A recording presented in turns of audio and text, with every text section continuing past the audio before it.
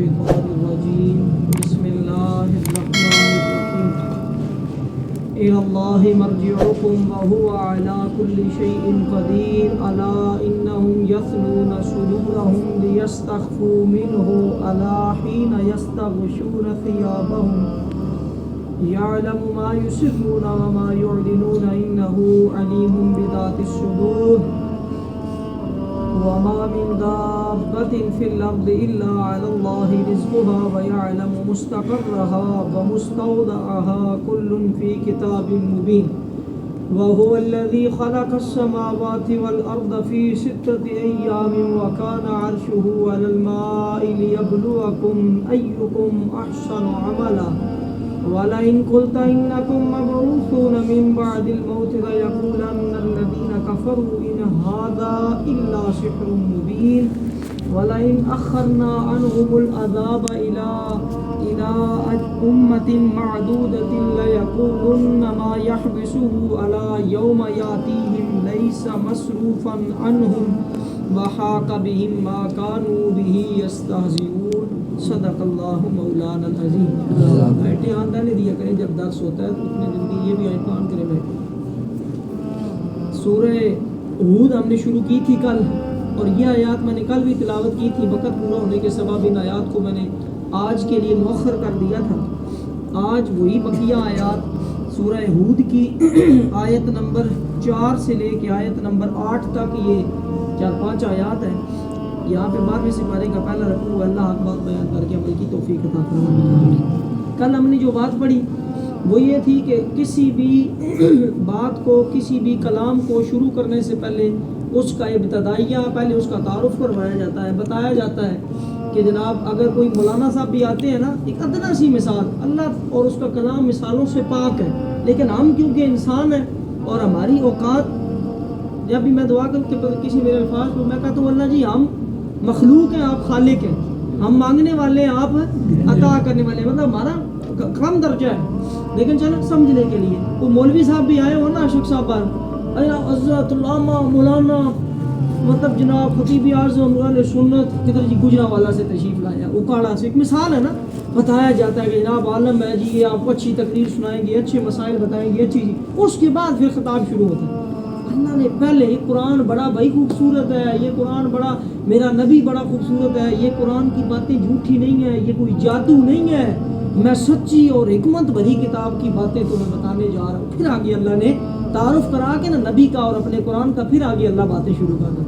تو وہی ہم نے کل پڑھا تھا کہ اس کتاب کے بارے میں اللہ کے علاوہ کسی کی عبادت نہ کرو اور ہمیشہ اللہ سے توبہ استغفار کرو. ٹھیک ہے جی. کیوں توبہ استغفار کرو؟ اگر توبہ استغفار کرو گے وہ تمہارے گناہ بھی معاف کرے گا اور تمہیں ہم نے یہ بات تفصیلاً پڑھی تھی متاعن حسنا اور دوسرا کیا پڑھا تھا متاعن غرور. کچھ باتیں پڑھی میں کہا نا اس کو کلاس میں کنورٹ کریں تھوڑا پوچھا بھی کریں. متاعن حسنا اور متاعن غرور یہ ہم نے 2 باتیں کل پڑھی تھی کہ کوئی بندہ ہے اگر اس کے پاس ایسا دیکھیں نا گاڑی بھی ہے جناب بنگلہ بھی ہے کوٹھی بھی ہے گھر بھی ہے ایسا صاحب تو ایسا میں آپ پہ گاڑیاں رکھی ہیں الحمدللہ اللہ کا فضل ہے اللہ نے گاڑی بھی دی ہوئی ہے اللہ نے اچھا کھانا پہننا بھی دیا وہ مالک کا احسان ہر ایک کو کسی کو آپ اس کو جج کرنا چاہتے ہیں دیکھنا چاہتے ہیں ایسا کہ اس بندے پہ یہ جو رزق ہے یہ کیا اللہ کا انعام ہے یا کہیں اللہ کی پکڑ ہے. ہر چیز جیسے کوئی تکلیف آتی ہے مصیبت آتی ہے ایسا دوسرے فرماتے ہیں نا کہ اگر مومن بندے کو کانٹا بھی چبھے تو وہ بھی اس کے گناہوں کا کفارہ ہے. اور ہمیشہ یاد رکھیں کوئی بھی بیماری مصیبت تکلیف پہنچے تو اس کو آپ نے اپنی طرف منسوب کرنا ہے کہنا یہ میری گناہوں کی وجہ سے ہوگا یا میری بدعمالیوں کی وجہ سے ہوگا. اور اچھائی کوئی بھی پہنچے تو یہ نہ کہ میں بڑا چنگا کام کیا نا میں نے بڑی نیکیاں کی ہیں تو اس اچھائی اللہ کے فضل سے اور جو مصیبت پہنچی ہے وہ ہمارے گناہوں کی وجہ سے. تو رزق بھی جو ہے نا متاعن حسنا جو نیک ہوگا جو اللہ کی بارگاہ میں توبہ استغفار اللہ کی بارگاہ میں کھلا دینے والا ہوگا بانٹنے والا ہوگا تو وہ ہوگا متاعن حسنا. اور جس کو اللہ نے رزق دیا ہے اس کے اندر غرور ہے تکبر ہے غریبوں مسکینوں کا خیال نہیں ہے صرف اپنی پڑی ہوئی ہے جناب. ایک بنگلہ DH دورہ بھی ہونا چاہیے تیسرا جناب کراچی بھی ہونا چاہیے ملتان بھی ہونا چاہیے ہر جو سوسائٹی بنی ہے ہر جگہ پہ ہمارا وہ رکھیں بے شک ہر جگہ پہ ہو. لیکن اگر آپ اتنا ہی خیال رکھتے ہیں اپنے نوکروں چاکروں کا اپنے رشتہ داروں کا اپنے بھائیوں کا اپنے محلے داروں کا اپنے پڑوسیوں کا ساروں کا اگر خیال رکھتے ہیں تو پھر آپ بے شک جتنا مرضی بناتے جائیں، اس کے اندر کوئی مسئلہ نہیں ہے، اور ناجائز نہ ہو، سارا جائز ہو تو وہ متان حسن ہو۔ یہ سارے کام اس لیے کرنے ہیں کیونکہ اللہ مرجعکم، ہمیں ایک نہ ایک دن اللہ کی طرف صلاح الدین صاحب لوٹ کے جانا ہی ہے، ہم نے اللہ نے پوچھنا ہے۔ میں نے مال 5 سوال ہے نا جی، سب سے پہلے آئی صاحب، ہاں جی میں نے رزق دیا تھا کدھر خرچ کیا ہے، یہ سوال ہونا نا اللہ نے برگاہ میں سوال کرنا نا، وہاں پہ قیامت کے دن اللہ نے پوچھنا، ہاں جی میں نے تمہیں رزق دیا تھا کدھر خرچ کیا تھا، کہیں جوئے پہ اور غلط کاموں کے اوپر خرچ کیا، یا کہیں غریبوں پہ، کسی بیوہ پہ چپ کر کے رات کے اندھیرے میں، یا دن کسی طرح بائیں ہاتھ سے دیا اور دائیں کو بھی پتہ نہیں چلا، یا دائیں ہاتھ سے دیا تو بائیں کو بھی پتہ نہیں چلا۔ اس کا مطلب یہ ہوتا ہے، دایاں بایاں مثال ہے، مطلب یہ ہے کہ آپ چھپا کے دیں، ٹھیک ہے جی، مطلب یہ ہے کہ آپ ان کی دل آزاری نہ ہو۔ اتنے جناب کسی 500 روپیہ دینا ہوئے جناب کے نال 50 بندے فوٹو بنانے آ جاتے، یہ سب اگلے بندے کے دل، وہ بھی آج اگر وہ غریب ہے تو کل کو امیر کو بھی غریب ہونے میں دیر نہیں لگتی۔ اگر آج آپ دے رہے ہیں، ہو سکتا ہے کل اسی کی جگہ پہ وہ دے رہا ہو اور آپ لے رہے ہیں، ایسا ہوتا ہے۔ میں کئی دفعہ یہ باتیں کرتا ہوں، آپ سارے بزرگ مجھ سے عمر میں، تجربے میں، ہر چیز میں، لیکن جتنی تھوڑی سی عمر ہے میں ہر چیز، کافی سارا کچھ اللہ کا فضل، ہر چیز سمجھ آتی ہے کہ جناب ہم نے دیکھا ہے اپنے سامنے کہ آج یہ ہے تو معاملہ کل کو جو بندہ آپ کے اوپر تھا کچھ عرصے بعد وہی آپ کے نیچے جناب بھیک مانگنے پہ ہوتا ہے۔ بھیک مانگنے سے ہر معاملے میں، کسی بھی معاملے میں، جہاں اس نے غرور تکبر کیا ہوا تھا جناب نہیں جی میں نہیں، وہی بندہ منتیں کرنے پہ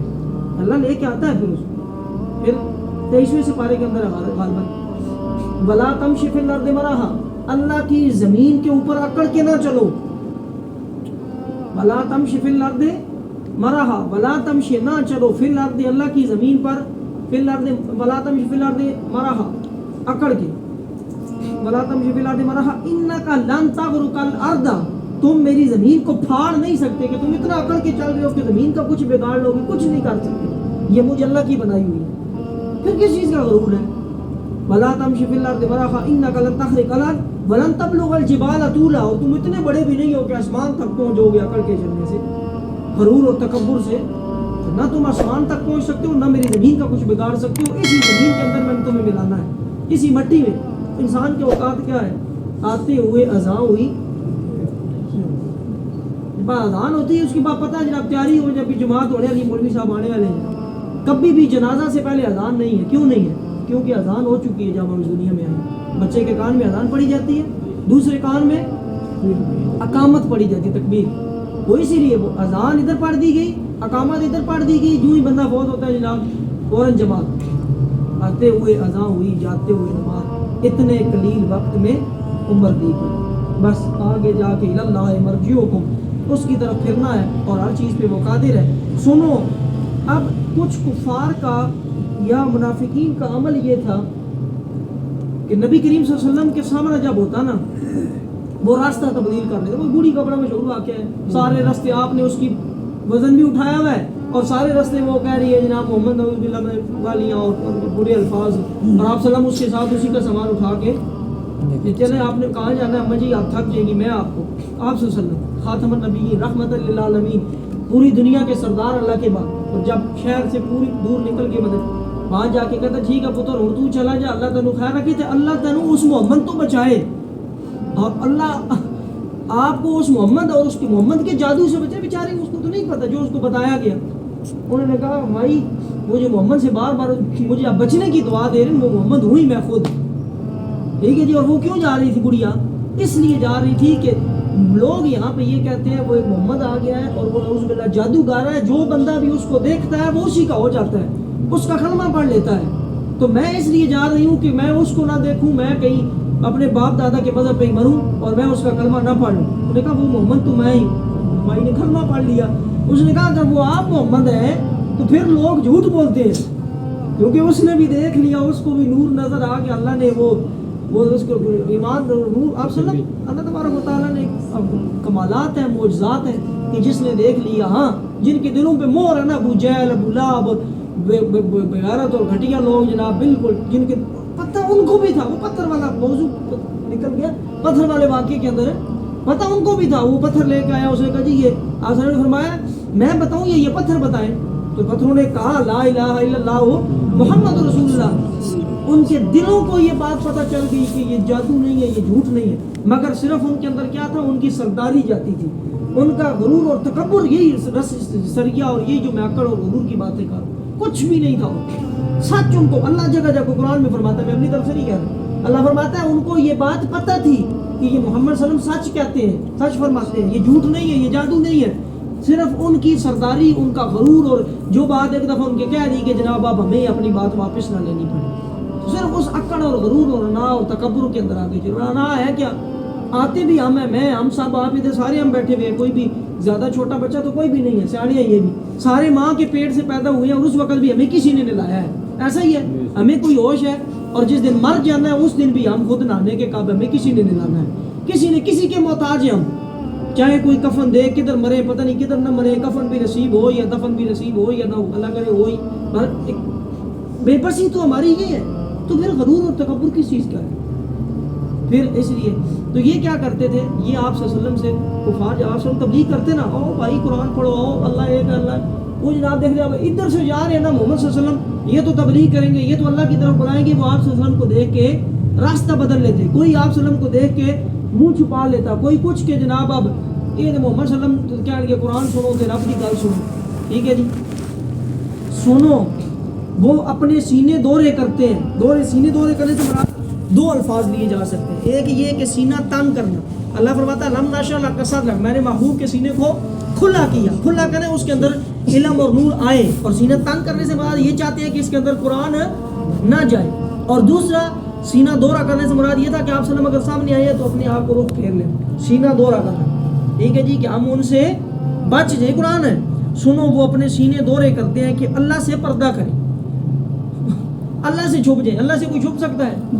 اوپر اللہ نے فرمایا تم جو مرضی کرو، اللہ کو تو ہر چیز کا پتہ ہے، اللہ سے پردہ کرے، سنو جس وقت وہ اپنے کپڑوں سے سارا بدن ڈھانپ لیتے ہیں نا، میں آپ ہم بیٹھے ہوئے ہیں، ہم نے کپڑے پہنے ہوئے ہیں، اللہ فرما رہا تم نے کپڑے پہنے ہوئے ہیں نا، لیکن میں اس کے اندر بھی تمہیں دیکھ رہا ہوں، مجھ سے تم نہیں چھپ سکتے، اللہ تو بہت بڑی چیز ہے نا، میں اسی لیے بار بار کہتا ہوں یہ بے غیرت ان کے دلوں پہ مہر لگی ہوئی ہے، خدا کی قسم کفار پہ نہیں تو جتنی ٹیکنالوجی ہے یہ تو اللہ کو سمجھنا مشکل ہی نہیں ہے، آج کل سکینر ہے جناب ایئرپورٹ پہ آگے پیچھے لگے ہوئے ہیں، بندہ کپڑے پہن کے اس کے اندر سے گزر رہا ہے اور اس میں سارا آ رہا ہے جناب، ہے یا نہیں ہے؟ میں خود مجھے اللہ نے توفیق دی ہے عمرے پہ بھی میں ہر چیز سارا کچھ بیگ ہے، بیگ کے اندر سارا ہمارا اسکین کرے سارا پتہ چل جائے گا اس کے اندر کیا کیا پڑا ہوا، آپ نے کپڑے پہنے ہوئے آپ اسکینر میں سے گزرے وہ سارا بتائیں گے آپ کو، ٹھیک ہے جی، ہر چیز اس میں نظر آئے گی، ایکس رے کراتے ہیں آپ کپڑے پہنے میں، آپ ایکس رے کرا رہے ہیں اندر دل گردہ پھیپھڑا اتنے کی سی ٹی اسکین، تو اللہ سے کوئی چیز چھپی ہوئی ہے؟ اگر ڈاکٹر سے یا مشین سے نہیں تو وہ اللہ جو تمام دنیا کا اور ہمیں بنانے والوں سے چھپ سکتے ہیں،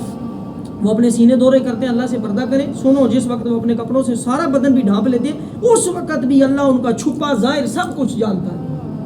مطلب یہ تھا کہ یہ کیا کرتے، کوئی گناہ کرنا ہوتا کوئی کرے چھپ کے، ہمارے لیے بھی ہے کہ جناب کو گناہ کا بندہ کہتے ہیں یار ادھر سے کوئی بھی نہیں دیکھ رہا، جہاں ادھر ہم چلو نماز نہیں پڑھتے، یا ادھر تو کوئی بھی نہیں دیکھ رہا، کوئی بھی چوری کر لیتے ہیں، کسی کا پیسہ ادھر سے ادھر کر دیتے ہیں، کون دیکھ رہا ہے مجھے، امانت میں خیانت کر لیتے ہیں، ٹھیک ہے جی کون دیکھ رہا ہے مجھے، لیکن جدھر کوئی نہیں دیکھ رہا اللہ تو ہر جگہ دیکھ رہا، اللہ فرماتا تم چھپ کے بھی گناہ کرو، وہ پیچھے بھی ہم نے قرآن میں پڑھا ہے، چاہے تم سرن او علانیتاً چھپ کے گناہ کرو اعلانیہ کرو، اللہ کو سارے گناہ پتہ ہے اور سب جانتا ہے، انہ علیم بذات الصدور، وہ تو تمہارے سینوں کے اندر جو چھپے ہوئے راز ہیں جو تم نے کام کیا نہیں ہے صرف سوچا ہے، تمہارے دل کے اندر گمان آیا، اللہ کو اس کا بھی پتہ ہے، وما من دابۃ، پھر اللہ نے مثال دی، اور زمین پر چلنے والا کوئی ایسا جانور نہیں ہے جس کا رزق اللہ کے ذمہ کرم پر نہ ہو، زمین کے اوپر ریگنے والا چلنے والا، زمین کے اندر سمندر کی تہوں میں آسمان کی بلندیوں میں ہر جگہ پہ کوئی ایسی جگہ نہیں ہے، ابھی ہم نے یونس علیہ السلام کا واقعہ پڑھا، وہ سمندر کے اندر مچھلی کے پیٹ کے اندر، اور اس کے اندر یونس علیہ السلام عبادت کر رہے ہیں اور اللہ کے فرشتے سن رہے ہیں، تو اللہ فرشتوں کا بھی بنانے والا ہے، فرشتوں نے پوچھا یہ کون ہے، آواز تو کچھ سنی، اللہ نے فرمایا یہ میرا یونس ہے، وہ چھوڑ کے چلا گیا امت کو مچھلی کے پیٹ کے اندر، فرمایا اللہ جی، عرض کیا اللہ جی وہ تو صبح شام تیرا ذکر کرتا ہے، اس کو باہر نکال لیں، اللہ نے فرمایا چل مچھلی کو حکم دیا اس کو باہر نکال، ٹھیک ہے جی، اللہ نے فرمایا اگر زمین پر چلنے والے ہر جانور کا رزق میں دے رہا ہوں نا، مجھے پتہ ہے کون کدھر ہے، کس کا رزق کدھر پہنچانا ہے، کیا کرنا ہے، کس طریقے سے انتظام کرنے ہیں، کس طریقے سے معاملات چلانے ہیں، تو تم تو کوئی میرے لیے مشکل کام نہیں ہے تمہارے سینے کو پڑھنا یا تمہیں چھپے ہوئے مجھے دیکھنا. ٹھیک ہے, وہ جانتا ہے کہاں ٹھہرے گا اور کہاں سپرد ہوگا. مستقر و مستودع, اس کے دو کئی مفہوم کیے جا سکتے ہیں. مگر پورا ہو گیا, چلیں جی 1-2 منٹ دے دیں. مستقر و مستودع, مستقر کہتے ہیں قرار کو, مستعود کہتے ہیں لوٹنے کو. اب اس کے اگر اپنی ذات میں مفہوم لیں تو کون کس ڈریم میں جا کے ٹھہرے گا, کس کا نطفہ, کون کس عورت کے پیٹ میں, کون سی عورت کی ماں بنے گی, کدھر وہ ٹھہرے گا. وہ مستعودع, اس کی قبر کدھر ہوگی, کدھر دفن ہوگا. اللہ ہر ایک جانتا ہے کون سی چیز کس نے کدھر رکنا ہے, مڑ کے کدھر آنا ہے, اللہ کو. اور کب پتہ ہے یہ اللہ کو؟ میں نے ایک بڑی مستند روایت آپ کو سنا رکھی ہے کہ حدیث کے اندر آتا ہے کہ یہ دنیا زمین آسمان بنانے سے بھی 50,000 سال پہلے, بچے بیٹھے ہیں 50,000 ایئرز اگو, 50,000 سال, یہ بھی نہیں 50 دن, یا زمین آسمان بنانے سے بھی 50,000 سال پہلے اللہ کو پتہ ہے جناب کہ حافظ فرید کتنا نیک ہوگا, کتنا برا ہوگا, بھائی صاحب فلاں, ہر ایک کا پتہ ہے. پہلے حضرت آدم سے لے کے آخری آنے والے بندے تک سب اللہ کو پتہ ہے کس نے جنتی ہونا ہے, کس نے جنمی. کب پتہ ہے؟ زمین آسمان بنانے سے بھی 50,000 سال پہلے. مستقر و مستودع, سب کچھ ایک صاف بیان کرنے والی کتاب میں لکھا ہوا. لوح محفوظ پہ اللہ کے پاس ہر ایک بندے کا تقدیر جیسے ہم کہتے ہیں ساری چیزیں لکھی ہوئی ہیں. وہی ہے جس نے آسمان بنائے, زمین کو 6 دن میں بنایا, اس کا عرش پانی پر تھا کہ تمہیں آزمائے تم میں کس کام کا اچھا ہے. یعنی جب زمین آسمان نہیں بنے تھے اللہ تبارک و تعالیٰ کا عرش پانی کے اوپر تھا. کیسا تھا, کیا تھا, وہ ہماری سوچ نہیں ہے. اور سورہ سجدہ کے اندر بھی یہی ہے کہ یہ زمین اور آسمان دھواں تھے, پانی کی گیس اس کی شکل, اللہ نے حکم دیا حاضر ہو, جو حاضر ہوئے اللہ نے ان کو زمین آسمان بنا دیا. آپ بگ بینگ اور وہ کون سی بگ بینگ تھیوری وہ بھی پڑھیں جناب, سائنس بھی یہی کہتی ہے کہ آپ کا یہ زمین جو ہے نا یہ پانی سے اور گیسوں سے مل کے بنی ہوئی ہے. اللہ قرآن کے اندر فرما رہا ہے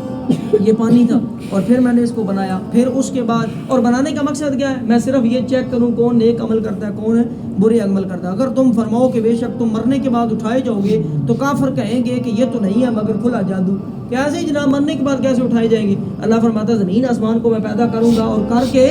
توڑ دوں گا, تو تمہیں پیدا کر کے توڑ کے دوبارہ بنانا میرے لیے مشکل کام ہے نہیں ہے. آخری آیت, اور اگر ہم ان سے عذاب کچھ گنتی کی مدت تک ہٹا دیں تو ضرور کہیں گے کس چیز نے روکا ہے. سن لو جس دن ان پر آئے گا عذاب اس دن پھیرا نہ جائے گا اور انہیں گھیر لے گا وہی عذاب جس کی وہ ہنسی اڑاتے ہیں. یار مذاق کی ہنسی اڑاتے ہیں نا کہ ہمارے اوپر عذاب کیوں نہیں آتا, عذاب اس لیے نہیں آتا تھا, اللہ نے فرما دیا جب تک, قرآن کی آیت ہم نے پڑھی ہے, جب تک میرا محمد تمہارے درمیان ہے میں تمہارے اوپر عذاب نہیں کروں گا. اور جب تک استغفار کرنے والے لوگ, آج محمد صلی اللہ علیہ وسلم بظاہری طور پہ اس دنیا میں موجود نہیں ہے لیکن ہمارے لیے استغفار تو موجود ہے. ٹھیک ہے جی, تو اللہ نے فرمایا. اور ویسے بھی آپ صلی اللہ علیہ وسلم کی جو امت ہے یہ اللہ کا فضل ہے کہ آپ صلی اللہ علیہ وسلم کی امت پہ قیامت تک کہ کوئی بڑا عذاب, یہ چھوٹے چھوٹے عذاب جس طرح بڑا ان پہ کوئی قوم اوپر اٹھا کے اور آسمان تک لے جا کے الٹی زمین میں دے مار دی گئی قوم, کسی قوم کو پتھر مار کے تباہ کر دیا گیا, کسی قوم کو طوفان میں, ہمارے ساتھ وہ معاملہ نہیں ہوگا. اللہ تبارک و تعالیٰ ہمیں ان چیزوں کو سمجھ کے غرور, تکبر, انا, بغض, حسد, یہ نفاق, منافقت یہ ختم کرنے کی, اور جب کہیں قرآن اللہ کا حکم سامنے آئے تو وہاں سینہ کھلا رکھنے کی اور اس کو خوش دلی سے سننے کی, قبول کرنے کی, اس کے نور کو سمیٹنے کی اور اس پہ عمل پیدا ہو کہ اس قرآن کی اپنے نبی کی شفاعت, اللہ کی رحمت اور فضل سمیٹنے کی توفیق عطا فرمائے. یہی چیز ہے, جب بھی کوئی نیکی کا حکم ہو تو کھلے دل سے اس کے طرف آئیں اور اس کی طرف بڑھیں, نہ کہ نیکی اور یوجنا اڑاوت فری لگ چاہیے تو کیسی طرح سے چایا کرو یہ منہ دوجی گلیش بلا چاہیے. تو اللہ ہمیں پڑھ کے عمل پیدا ہونے کی توفیق عطا فرمائے.